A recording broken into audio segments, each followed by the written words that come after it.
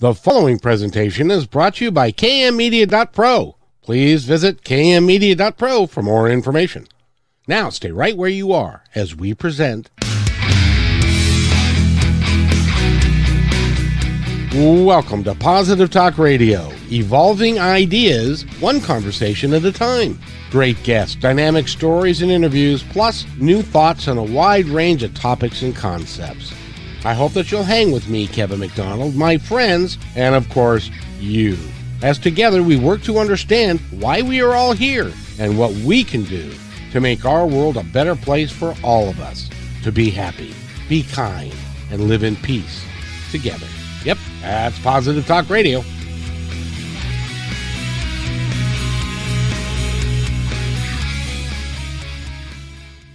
And welcome, everybody, to another episode of Actually, this is a worldwide episode of Positive Talk Radio. My name is Kevin McDonald, and we have got I got to tell you, ladies and gentlemen, this is an amazing human being sitting over there, and we're going to talk about all of his stuff and what he does. He's a performance coach, but we're going to start with his background and where he came from and that sort of thing, starting with the fact that, you know, when you were born, and by the way, welcome to the show, Dr. Raman.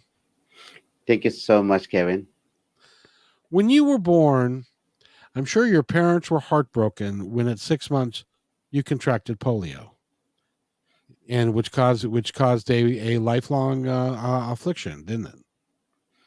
That's right, Kevin. Yeah, they were devastated. I mean, I was born to a poor family in a remote part of India.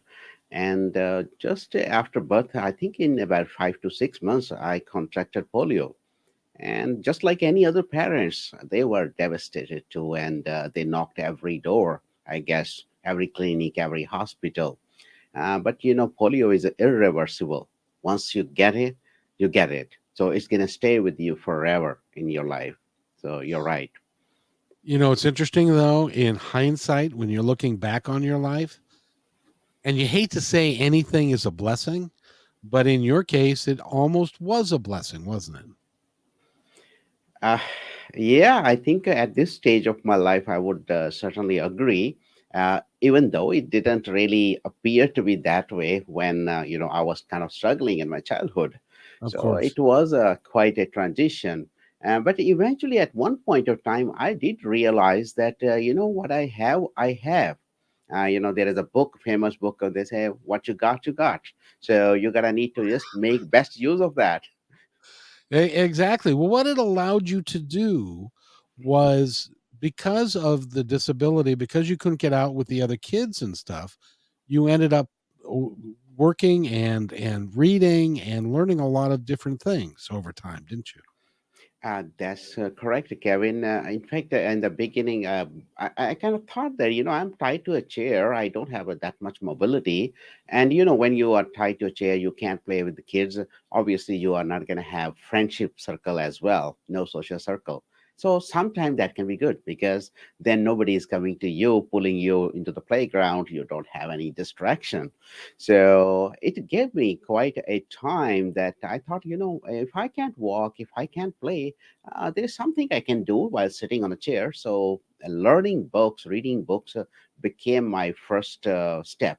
I thought that's something that's gonna take me forward. But in the beginning, it was very difficult to learn, read all alone because now I think in my situations, schools and teachers were not really accessible. They were several kilometers away. And you gotta need to have a mobility to be able to access teachers, tuitions, coaching, and all that. And obviously resources plus money. So I didn't have any of those. My family wasn't really that well to do. So yeah, I began learning. That's correct.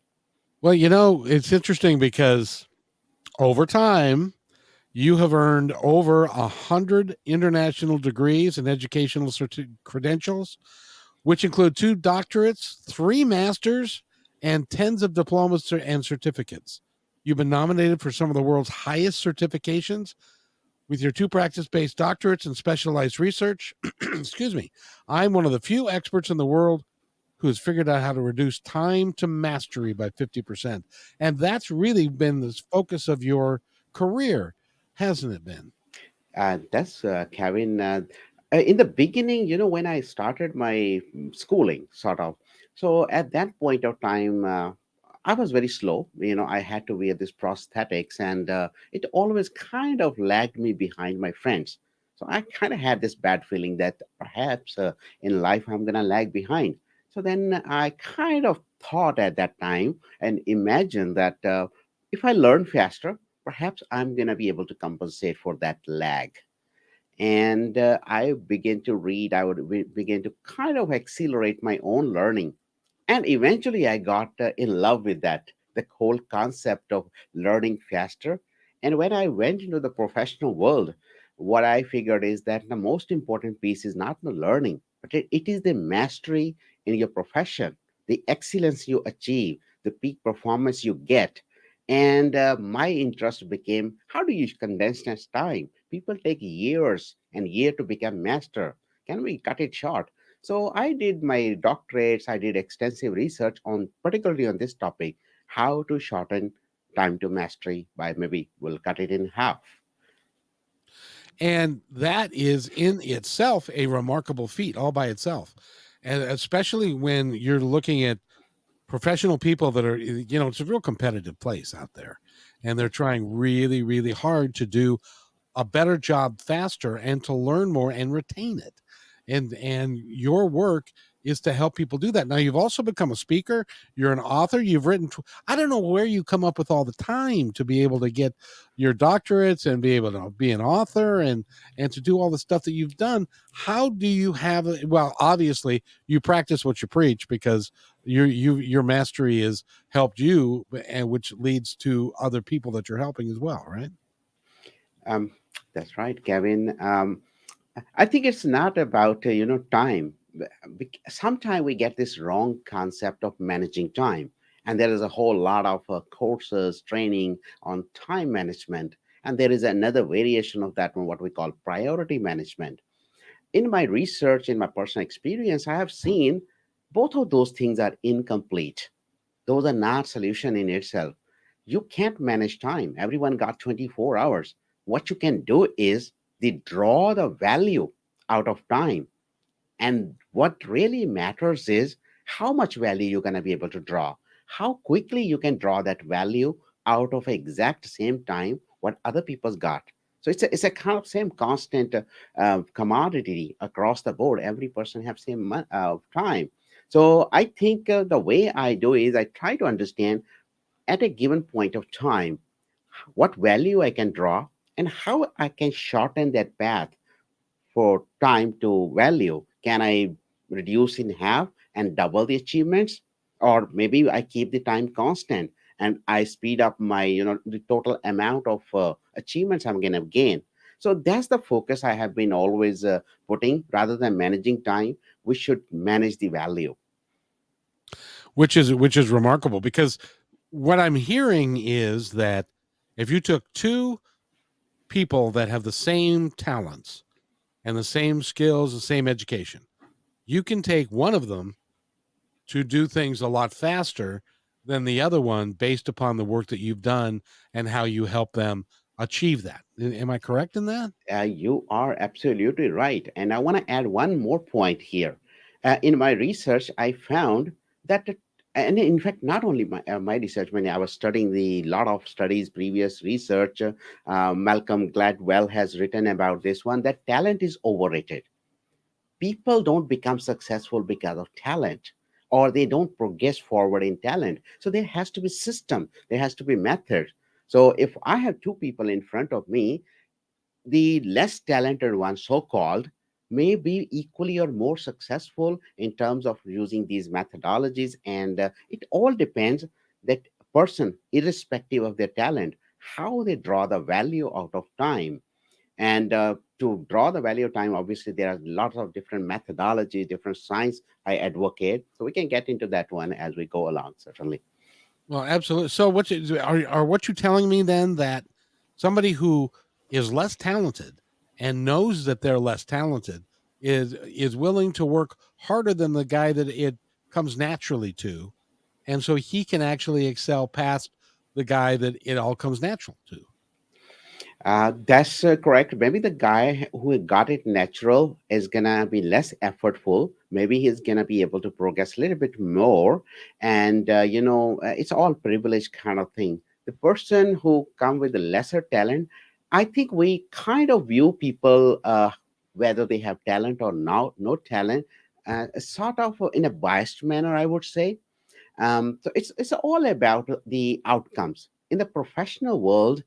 Talent does not really matter. What really matters is, are you able to produce the outcomes, the results, what your job, your profession, your business requires? So if you can, obviously you are a great performer, and many people are gonna call that person as talented.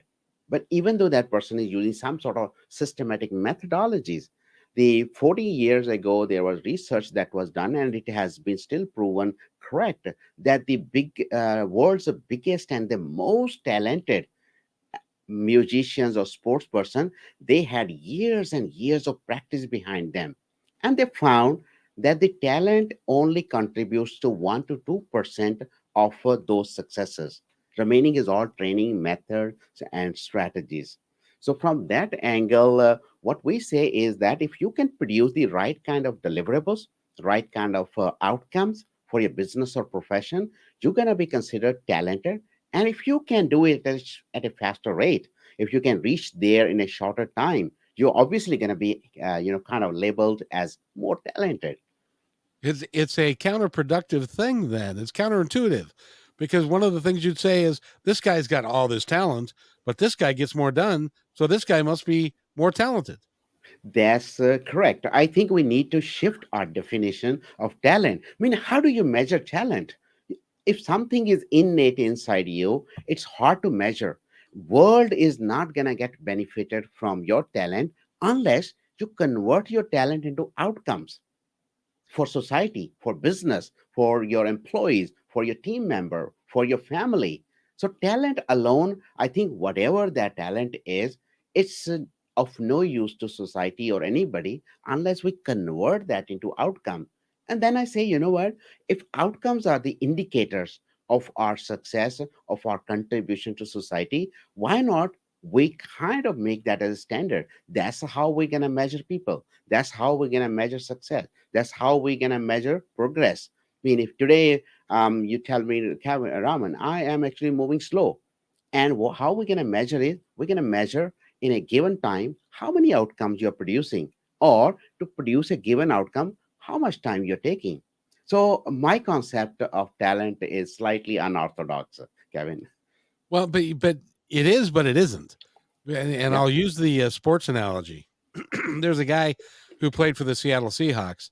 He was drafted by the Houston Oilers at the time, and he was traded to the Seahawks because they didn't think he was all that good, and stuff. And so he came to the Seahawks, and his name is Steve Largent, by the way, Mhm. and he became the all-time leader in passes caught, yards, touchdowns in the history of the league, because of his work ethic and because he could figure it out. So the outcome that he produced, even though he was not the fastest guy, he wasn't but he was so smart. He was really smart, but he wasn't drafted for his speed or any of that, but he could produce the outcome, and so he became the premier wide receiver of his time, and that's kind of what you're talking about, isn't it? Yeah.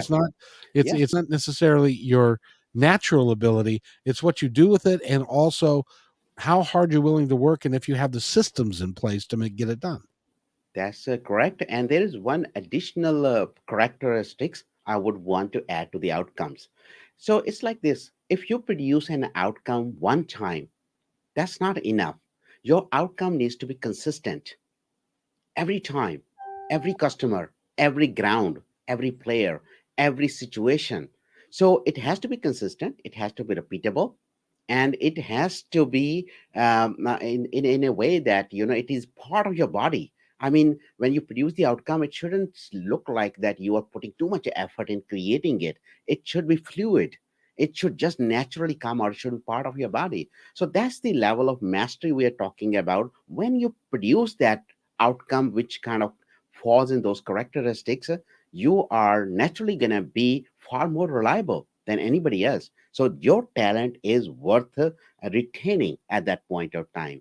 Even in the professional world these days, like employees, how do you know that this employee is worth retaining? If a person is consistent, not one time of a kind of winner, but it's reliable, it's dependable, it's consistent, it's repeatable, and their performance is effortless. If you have to put lots of efforts in creating the performance, then it's a different story. But the performance, when it comes naturally, it flows out of you. I think that's what the hallmark of talent should be. Now, can you do this with anyone? Yes, that's the whole idea. That average I was an average guy. I was average student in the school. I was never in the brilliant categories or a topper.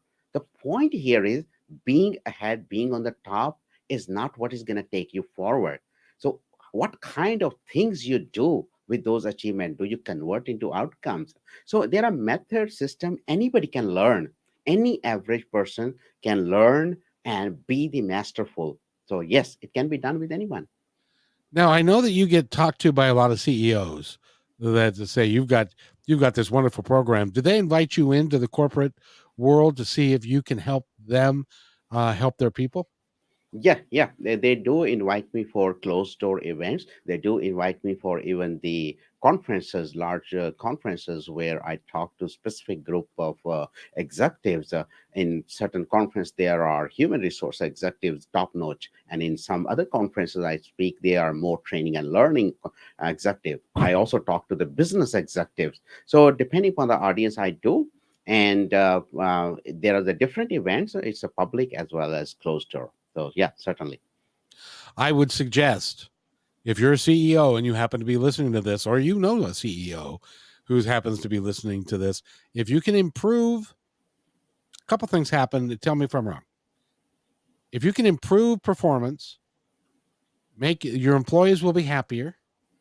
They'll be rewarded more handsomely because their performance is continuing and is consistent, and they're going to want to stay, and you're going to want to reward them because the productivity of the company naturally goes up.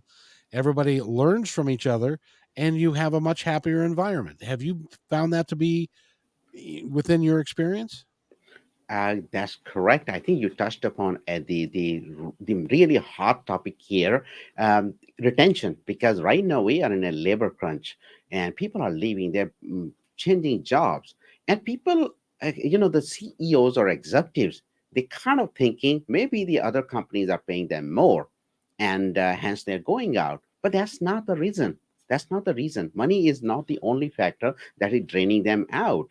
It's not that the other organization has all of a sudden become richer than your own organization. So that's not the case.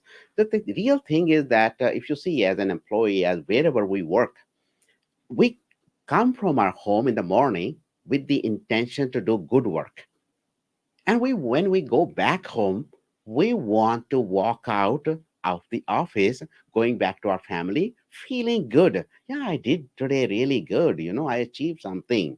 So that sense of achievement is what keeps us going, not really the money. Money is very secondary.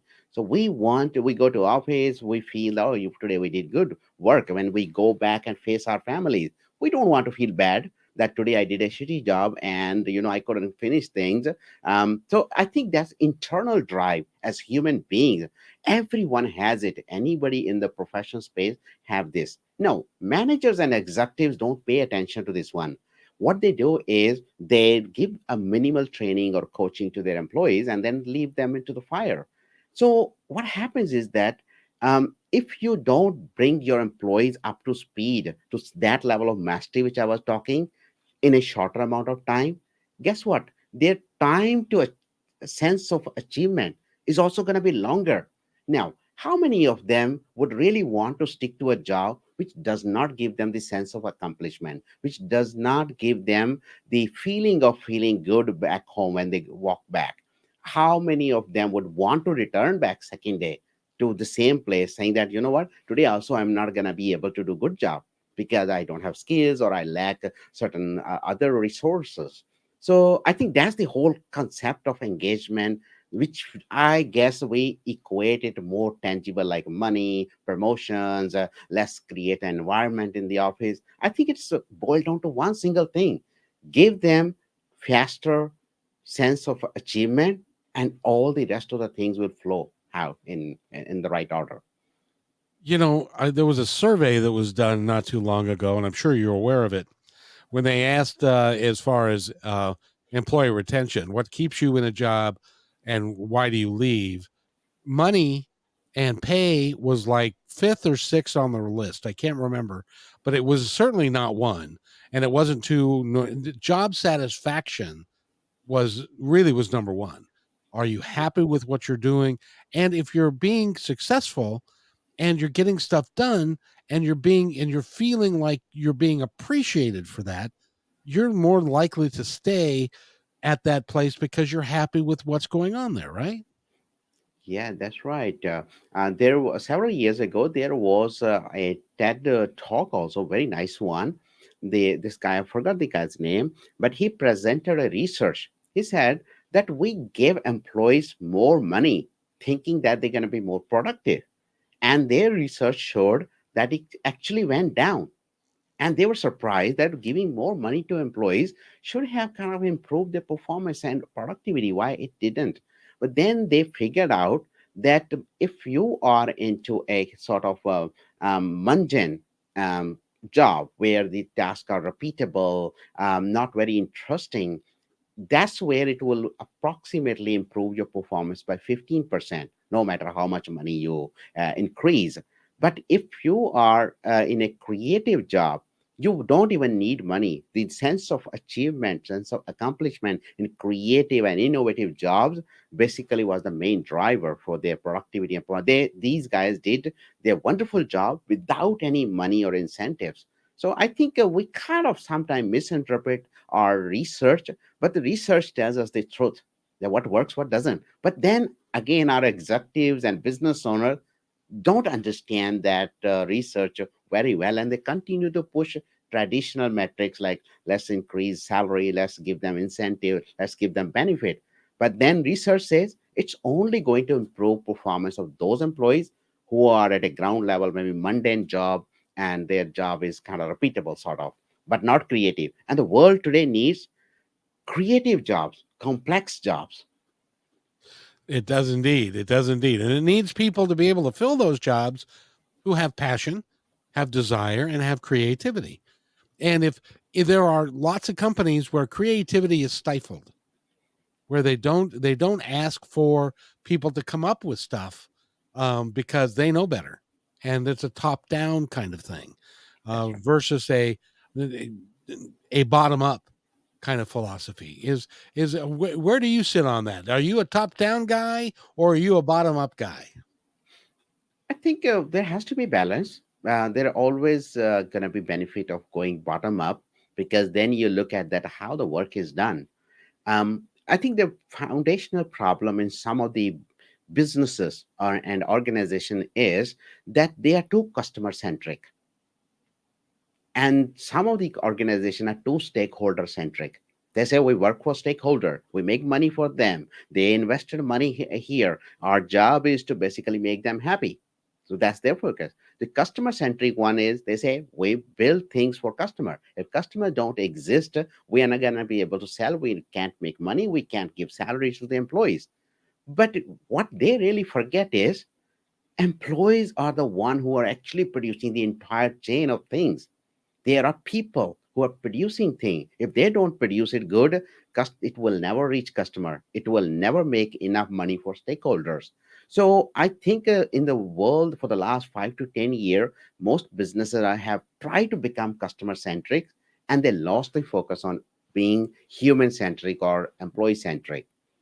If just for a moment, for maybe for an experiment, they do it for fun, okay, let's try the entire philosophy of employee centric, they will be able to turn around the result far more quicker.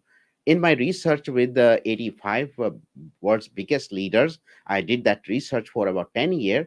This thing kind of stood out that all those leaders were employee centric. Single thing they believed is, let's make our employees better, let's make our managers better, let's make our leader better. Rest of the thing, metrics for the businesses, revenue, customer satisfaction, everything will automatically come out of that. I love your philosophy, and I couldn't agree with it more. I was in the restaurant business for a long time, and as a general manager of a restaurant, I had like 75 employees and three or four managers and all of that. And what I found was, if you incented people from at the very basic level, the dishwashers, the bus people, even the waiters, and to do a good job, because they will make more money, and you provide them the opportunity to make more money, they will, because they're doing a better job, more people will come to sit in the restaurant because they like it. And so the company does better when the employees do better than the reverse, which is the company does better when the customer walks through the door, but the employees are the one who touch them. They touch them, and they touch every person that comes through the door. You don't, as the boss. I didn't have contact with every customer, but they did. So it was up to me to make sure they had all the tools they needed to do a good job and wanted to do a good job. Yep, that's perfectly right. I think when we are too customer centric, employees tend to satisfy customer because they want to satisfy or make their managers or leaders happy. I guess that approach does not work. When you are employee centric, you tell employee, I care for you, and you give your customer the same level of care what I am giving you. Then guess what's going to happen? They are not going to do the job to impress their managers or leaders. They're going to do the job to impress their customer automatically, because they will feel good. They will get the sense of achievement, as I talked earlier. And that basically does the whole wonder in the business world. But this is a very simple philosophy. For decades and decades, we have been using. But ever since we have over corporatized our organizations, I would say, I think somewhere it kind of lost. Well, in my humble opinion, the accountants got involved, because the accountants that say, if we cut this here and we cut this here and we lower this and stuff, the company will make more money based upon current statistics or current things. But when you take away stuff, or you cut customer service or whatever, then those customers go away, then you don't make more money. Because I think, am I wrong in that? Do the accountants who go to the CEO and say, we can make an extra X number of dollars for the stockholder if we do this, and they say, well, then that makes sense, but they don't look at the unforeseen consequences of what this does to their organization. Is that Yeah. fair?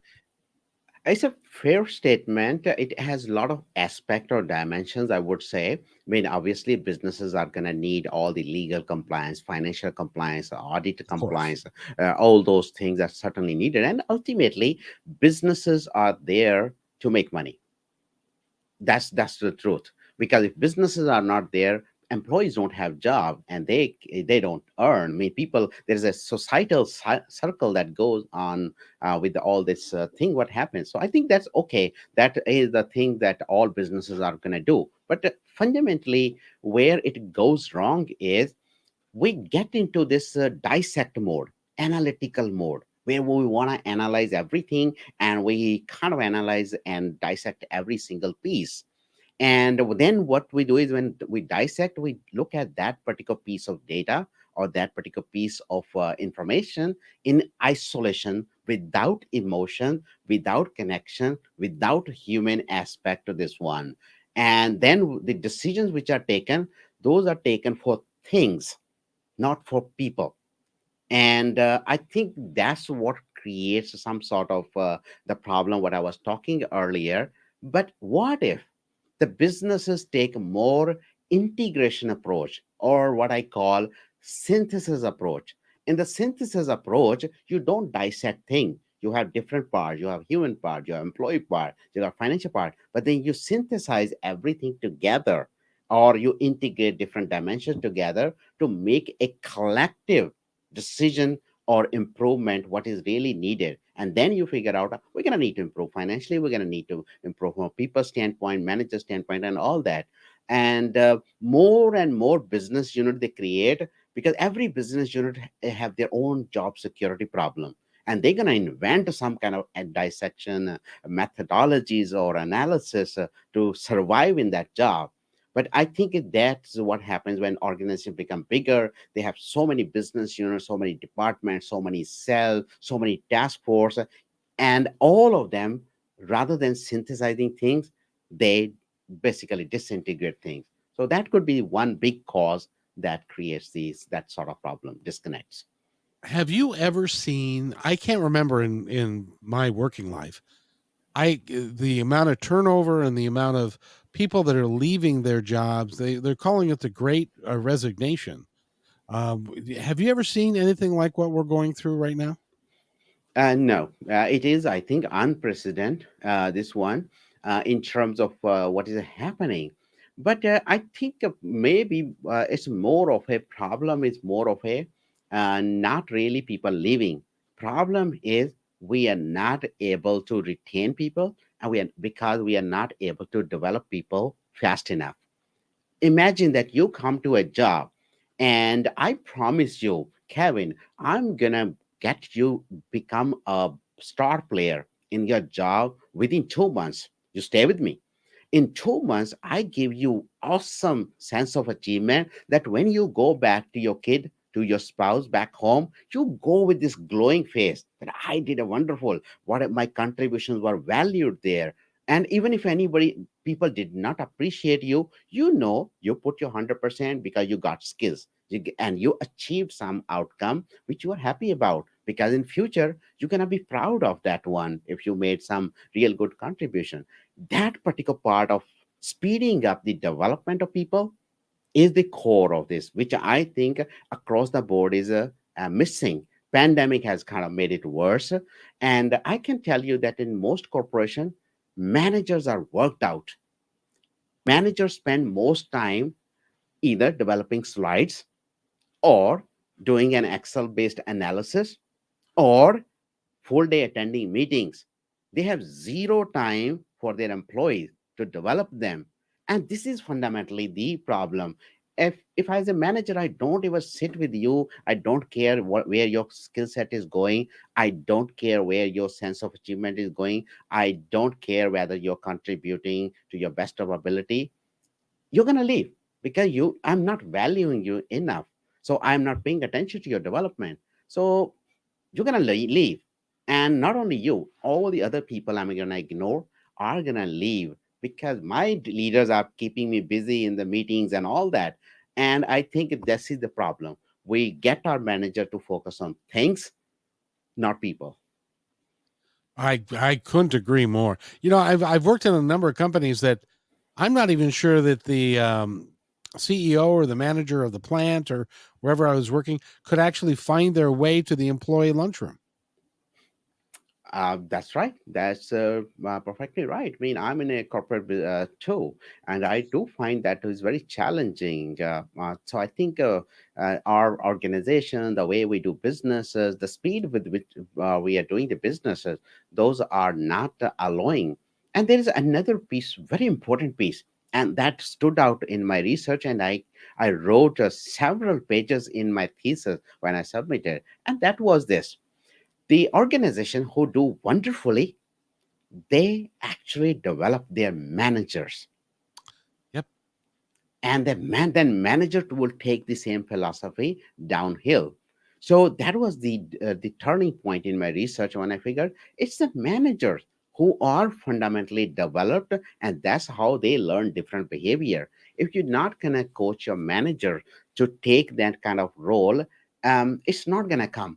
Because if you ask them about deliverables, KPIs, metrics, and all the things which are only the things, then it's going to stay their focus on the things only. So I think that was the differentiator. So my research was about this: how organizations can shorten time to mastery of their employees. What do they do differently? And one key thing that stood out is managers. They develop managers. Most organizations, their focus is on ground level employees. They feel managers, we are paying enough to managers. As manager will figure out how they're going to do it.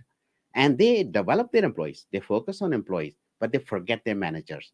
All mid-tier, frontline, all managers. So they do leadership kind of philosophies, but those do not really always help very well. I've been in a number of sales organizations, and when they looked at promoting a manager from the ranks or either even from the outside, they'll look for a great salesman. Well, a great salesman may not have the skill sets necessary to be a great manager. They don't. Those are two different things. That's absolutely right. I mean, I think there are managers, functional managers, who are very good in their function, and then we expect them to manage employees, lead employees. That may not even be their interest, or that may not be even their great strength. But then, the moment the word manager is, given to your title, we believe you gotta be superhuman with all the capability. You should be able to manage data. You should be able to manage people. You should be able to manage emotion. You should be able to manage every aspect of that one. So I think those kind of superhuman managers don't exist in today's environment. How We need to can give they? them. Yeah, That's asking a whole bunch to be a doctor, a psychologist, a motivator, and all of those things. It's hard for somebody that, especially when they're new on the job and they're overwhelmed with all the that's things that they're responsible to do. that's right. So I think you're, and I have no doubt as to why you're getting the type of success that you are, because you're doing what I think has always needed to be done. But even CEOs are, a lot of them are not enlightened enough to be able to really understand the nuts and bolts. Some are, and those are companies that rise to the top. And but there are lots that flounder, and because they don't get because everything. Do you agree with this statement?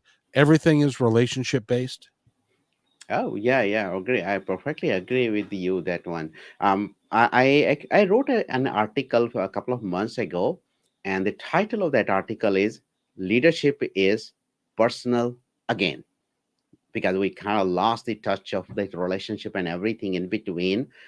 One of the new manager who just got promoted, and he came to me, Raman, I want to discuss something. I will need some mentoring from you. So he told me that his management has put him into some leadership courses programs. He said, I'm learning this philosophy, that philosophy. So I kind of paused him in between. I said, wait a second. I said, are you a brother? Yeah. Are you a father? Yeah. Are you a son? I said, yeah. I said, have you ever, kind of managed the events in your family when your brother's wedding was there? And yeah.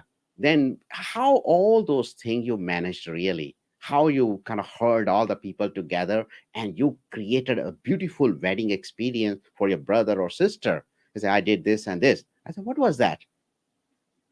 Oh, that was leadership. So you already leader. Why you have to learn these complex corporate philosophies? Because corporate complex philosophies will make leadership as a thing. So when you make leadership as a thing, you're gonna think that leadership don't exist, it doesn't exist in your home. I say, you know what? If your father, with all sincerity, go on a hard work, earn money to get you the better life, the care you need, isn't it leadership? He say, yeah, it is leadership. I say, your mother, without complaint, give you the food every single day, and she doesn't expect anything in return. And she's honest about this one. She's there, she's present all the time when you need. Isn't it leadership? Yeah, it is leadership. So leadership exists in our homes in form of relationship with our friends, with our people. But we have made this leadership as a so glorious, glamorous entity that okay, you come to an organization, you're not leader, you are a brand new guy, you're gonna need to travel several steps to become leader. um, People don't become leader. Leader is there. It's already there. We have been doing it from our childhood. Only thing is, we just need to realize it. I think we waste too much time in our organization teaching people leadership. when it's inherent in them to begin with. It Um, is there ever since. I mean, in the olden ancient times, nobody had this leadership classes. And why we had such a great leaders in Greece, Rome, Britain, whatever country you name. they did really well. By the way, we're talking with Dr. Raman K Attri. That's right, and he is in Singapore. So it is now 6:41 in the morning there, and I want to thank you for actually being alive because you're very animated and you're very good. If you want to go to his website, you can go to www.get dash there dash faster.com. That's get dash there dash faster.com. You can find out all about him. I love your website. It's very pretty. And it's also got tons of things. It's got training, mentoring, coaching, speaking, education, all kinds of things, including the 20. Can we touch on the 20 books you've written over time? Certainly, we can. I don't know how much time you got, but so in addition to doing the work that you do, you've also become a writer of many different genres, haven't you? Yeah, that's right. I have been writing on science. I have been writing on learning, training, development. I also wrote poetry books, and not only that, I also wrote this painting books. Painting books in the sense it's a collection of all my portraits plus techniques how I do it. So I do all sort of books, a multi-genre, and it comes from different dimensions of my personality. Which which I got to tell you is you've done a lot of stuff, and you've got so many books and courses on how to use your weaknesses as speed differentiators, um, how to seek the right clarity, speed up your journey. There's tons of stuff, and then the books that you have, and all of that. And now you live in Singapore. Do you travel the world? I used to before pandemic, but during pandemic, all travel and everything got stopped. But now I think borders are opening up for almost all the countries now, so it is going to start probably again. If somebody would like to work with you, how do they get a hold of you? They can go to my website, get dash there dot the dash faster.com. Pretty easy, get there faster. Basically, that's my concept. And they can reach there. There's a contact form, very detailed one. They can choose different option, what exactly their requirements is, how they want to do. And they can send me the requirement. But if it seems a little bit too no, too much of work because we work in the we all got lesser time. They can send me an email at contact at get dash there dash faster.com, and then I will be able to respond quickly whatever they need. So that's one way. But if you want to find me on social media, my handle is pretty easy. It's a Dr. Dr. And then my name, Raman K Attri, and that's the handle everywhere. You can find me very easily. And if you still cannot find, just search my name in Google. First 200 pages are probably going to be all my name. And by the way, if you can't find him there, you can go to positivetalkradio.net because this interview is going to be there. It's also on YouTube and stuff. So you can look him up and find him because I tell you, he would be somebody that could really help you if you're struggling as a manager or you're struggling as an employee and you don't feel like you're progressing as fast as you'd like. He can help you get to where you want to go, and you're a great testament to somebody that's taken a disability when you were a child and turned it into a real strength for you because you can help people in a great way, and you can help them make more money too. That's right. That's right. I mean, I think once we save time, you progress faster, and then you can achieve your destination where you want to go. I think money comes out of that one automatically. Money cannot be the prime goal. But the thing is, as I was saying, value of time. Once you shorten the time, the money automatically doubles up correspondingly, or maybe threefold, fivefold, whatever, depending on what kind of business, what kind of career you are in.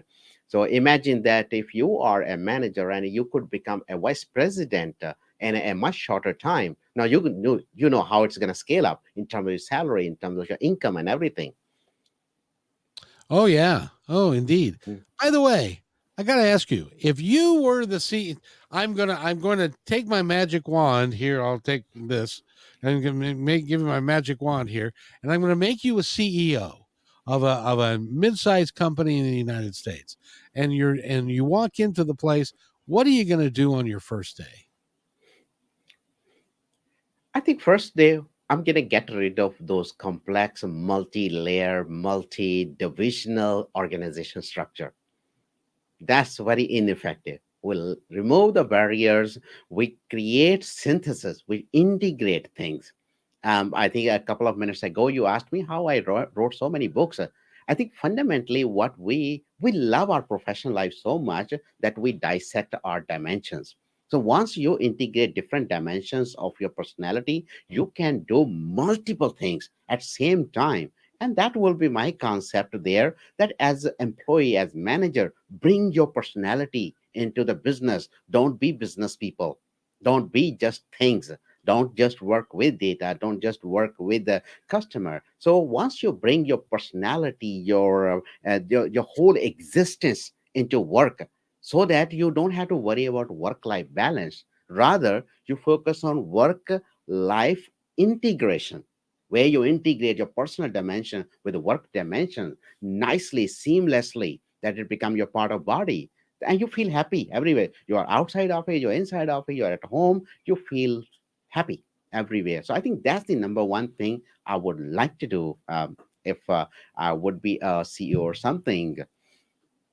I think that would be great. Of course, you know what you'd have if you were the CEO. You'd have a bunch of vice presidents sitting around going, now, hold on, doctor. That's not what we do here. We do this. This is how we do it, and we've always done it this way. Why should we change today? What would you ask? What would you tell Yeah, so Marshall Goldsmith wrote a book, and it's his famous quote. He says, "What got you here won't get you there." And I had, adapted that quote. I have been using it, and my version is this: "What got you here won't get you there faster." So if you really want to go faster in terms of as a business leader, even if you are vice president, don't you want to shorten your success, where you become world's top notch leader in a much shorter time, which probably you are not today? Wouldn't you want to go there faster? If you want to go there faster, let's change the thing. Let's use different strategies, because if world is different around us, it's complex, it's much fast paced. How we are going to expect old strategies to work for the newer world? The newer world is going to need newer set of strategies, very specialized one. If we want to go in a F1 race, we don't take our sedan. Right, so we're gonna need to buy Ferrari. That's, that is so true. I have to ask you, in my working life, it seems like, in not all the time, but in a lot of cases, you put a title in front of somebody, and all of a sudden, like manager or general manager or vice president or whatever the title is, it changes them. And how do you get them to stop with the ego stuff about being, I'm the vice president, I know everything now, and you know nothing more than you did the day before you were vice president. That's right. I think titles typically will come on the way to people's progress. This is what I have realized. Um, I am just a plain corporate manager, Kevin. But imagine that people, the CEOs, the biggest CEOs on some of the great companies, they come to me to ask, Raman, how we do this? What are the different insights there? There are people who kind of come to me, they're five, six, seven grades above me. But look at this one, that the moment you take the title away, it gives you immense, infinite dimensions to really grow. I look at this. I have been featured in over 125 magazine. I'm just a plain manager from a corporate standpoint, but I have been nominated as Brain's Global 500 leader, alongside stellar leaders like Oprah Winfrey, Gary Vee, Jay Shetty, and recently I have been given this award of the one of the most admiring global Indians. And you see how many Indians are there out there, right? So from that aspect, I mean, I say, you know what, guys, I the reason I can do this wonder is, which probably some vice president or even directors or maybe even CEOs struggle to get that visibility, or struggle to get that level of authority, or that level of, what I would say, but whatever it is. Thing is that I think we love our titles so much.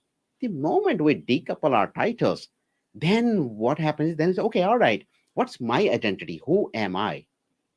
The If I take the title away from any manager out there, director out there, I think they feel naked. They feel, wait a second, I don't have anything to explain. Who am I? What am I Right? going to put on my business card, for heaven's sakes? Yeah, who am I? Right. My business card only says Dr. Raman K Attri. I say, you know what? My name is my brand. That's my identity. And this is how my kid is going to remember that my father's name was this. This is how the generation is going to know. They are not going to know me that, okay, my father used to work as an employee or director. I don't know what he used to do, but he was in some company that was taken over 30 years ago. It doesn't exist anymore.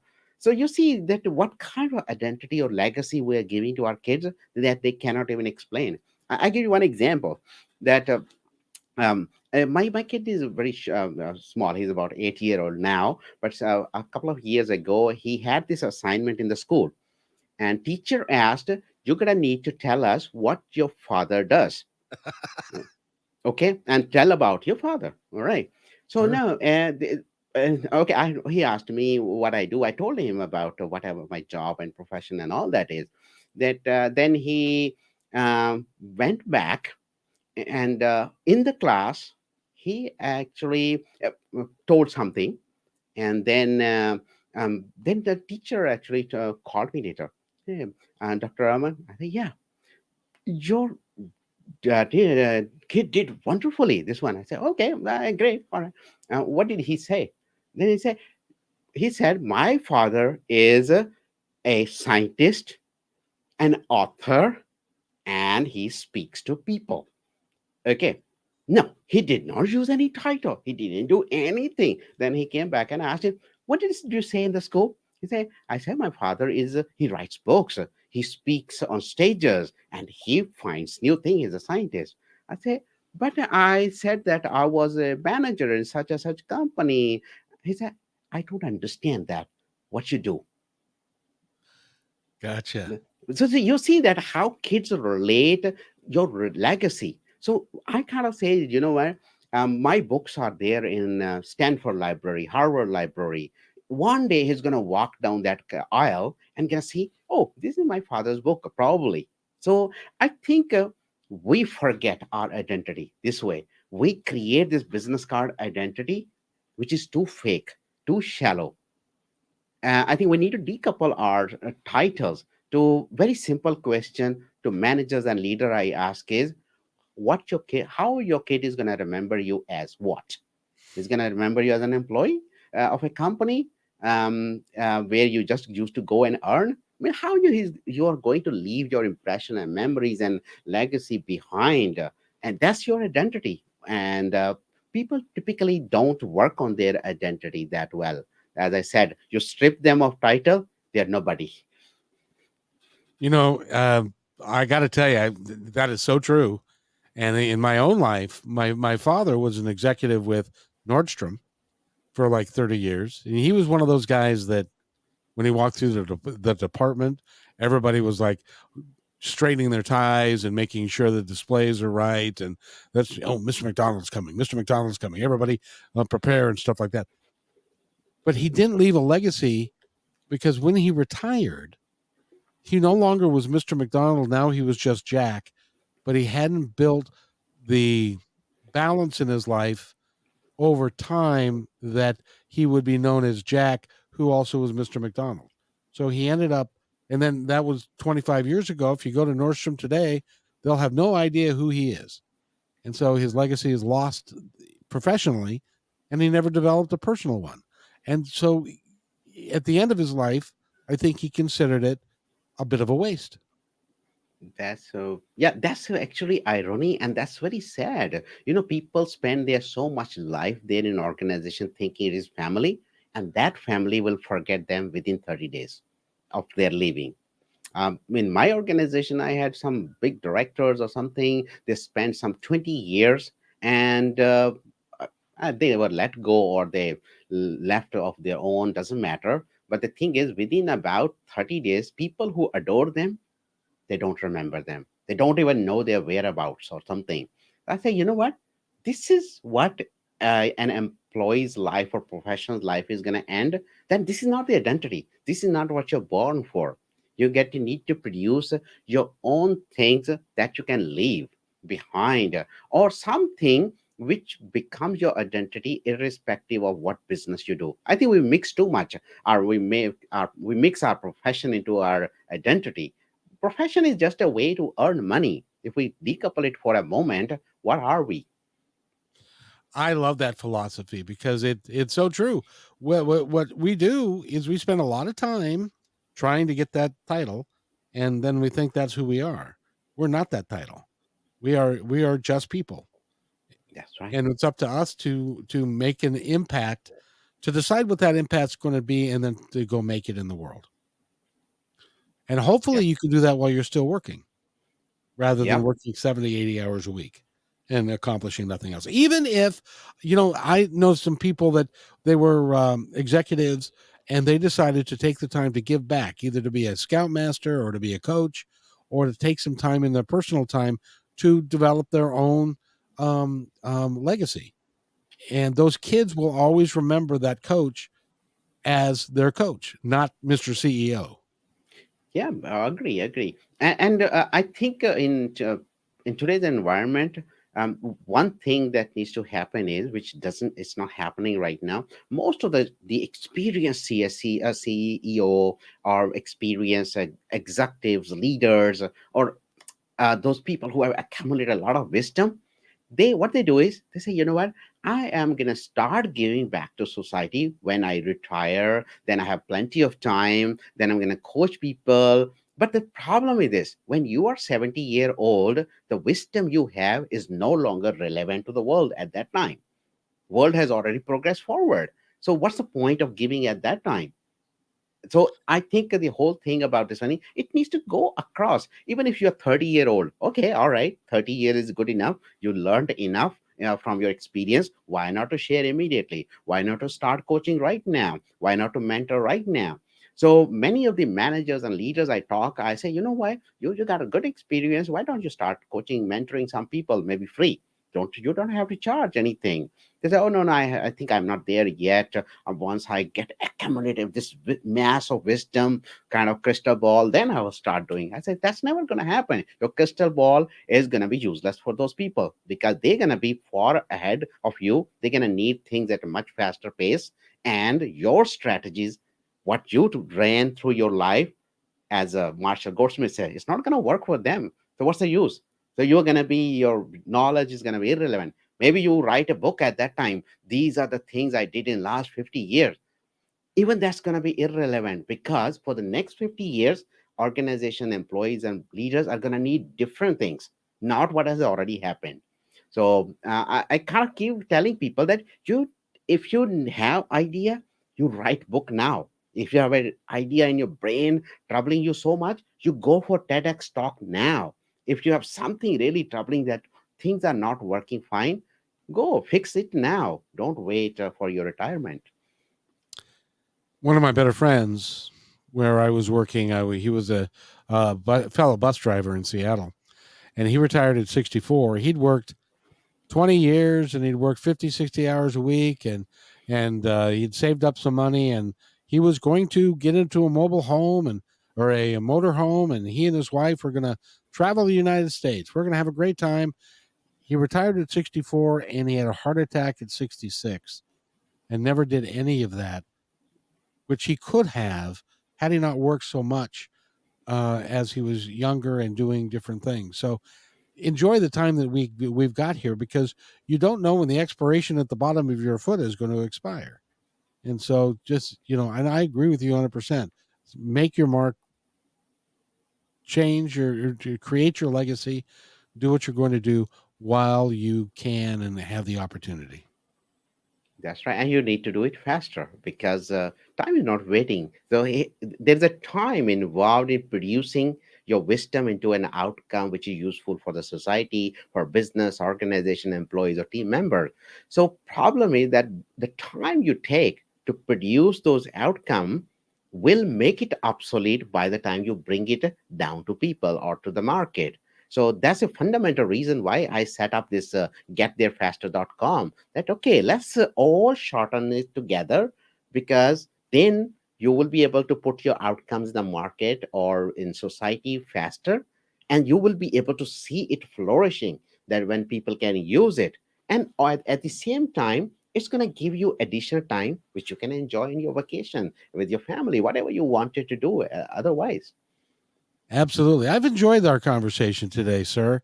I the last time we talked, I also enjoyed that conversation. You really are very gifted at what you do. Thank you so much, Kevin. It's my pleasure. I mean, I love your show. It's longer. We can get into the, depth, and perhaps your audience who are listening it can actually draw some useful tips for them, so that they can use in their life. I think so. I think so. And that's why I love to have you on. Will you come back and can we do this some more? Kevin, yeah, I am. That means you got to get up at 6 o'clock in the morning, but or 5 o'clock or whenever you did. No, it's okay. Timing is not a problem. We can do that whenever I have the next milestone or something. I would love to bring back a fresh perspective. And this time, since we talked last time, I gotten to do a lot of talking with the people, a lot of other research. I have written about 3, 4 more books. So that has made me a little bit more insightful about the things and affairs going on in the market. And maybe pandemic also kind of created its own sort of impact on me in trying to figure out the ways to stay ahead, because world has moved too fast during pandemic. And I kind of wanted to give people something, a tool, method, science, to really stay ahead of the market. So next time when I do something breakthrough or something which is more useful for people, I would love to come back and share with your audience. I would love for you to do that, and because you're never going to stop learning, you're never going to quit. You're going to just keep on going and develop new things, and that's just that. I couldn't think of anything more. And your son should be very proud of you because you've developed quite a legacy in your life. Yeah, I'm hoping so. That I think I kind of already begin to sign in how he selectively tell people about what he wants to tell. So that actually tells me that, the kind of work I might be doing in corporate, he's not very proud of, or maybe he doesn't even understand. And even if he understands, he's probably not gonna be proud of. Maybe he's gonna think, okay, that's just a way my papa brings money home, or sort of we kind of keep running our families. But the things he's gonna look for being proud is gonna be different. I mean, the other day I got the package in the mail, and I had my picture on the magazine cover. Um, just a paper, but you see that, you can see the light getting lit up, and it's a different feeling, because they don't see that one happening around with their friends. They would want to show their friends or something. So I hope that he feels proud. But ultimately, if we do with good intention anything, it's automatically gonna make people proud and gonna leave legacy. I couldn't agree more. And when I was growing up, my dad would leave and then come home, and I had no idea what he did for 10 hours in between that until I turned 18 and went to work for that company. And then I figured then I was proud of him because within the confines of that company. But prior to that, when I was growing up, I had no earthly idea what he did. So it's great to develop a legacy and write a book, follow your passion, do what you like, and do it before it's too late and you can't do it anymore. Yeah, exactly. And that's the fundamental reason at gettherefaster.com. If people, the audience is listening, you want to write a book, I have the coaching session there. You sign up, I will teach you the entire step of, I mean, it doesn't matter it's a poetry book, it doesn't matter it's your personal story, doesn't matter it's about your father. I mean, how you gonna be producing that wisdom out very quickly. And the idea is, let's bring your wisdom out to the market and to the society quickly so that people can value and get value out of what you know. If you like that one, I will be willing to help you. And if you want to kind of progress faster, check out my website and see where there are a lot of things. I have free ebooks also. Go ahead and download, and you will be able to learn a lot of things from there. So I would love to help. That is just awesome. By the way, we've been talking with Dr. Raman K Attri, and go to his website, which is www.get-there-faster.com. Learn all of his information. He's got it's going to take you a little while to go through his website. That I can tell you, but you can do it faster because he's going to help you. So go give him a call and work with him. It would be great. So, Doctor, thank you so much for being here. Kevin, it was my pleasure. Appreciate you have an outstanding show. I love the depth you go into, and I love the questions, and you explore all dimensions. Keep this one up, and thank you so much. Oh, you're so welcome, and I just love the work that you're doing, and we'll just stay in touch. And I'm waiting for the next epiphany to come through. Certainly. So wait right there, Doc. I'll be right back. Thanks for enjoying this episode all the way to the end. Please give us a like and subscribe to this channel. This has been a production of kmmedia.pro. Please visit our website, oddly enough, named kmmedia.pro, for more details about us and our mission, which is to provide great positive programming designed to inspire us all. I'm Kevin McDonald, and I'm proud of these shows, and I truly hope that you'll like them and share them with friends and family. So on behalf of our entire team, remember, be kind to each other because each other's all we've got. We'll see you next time.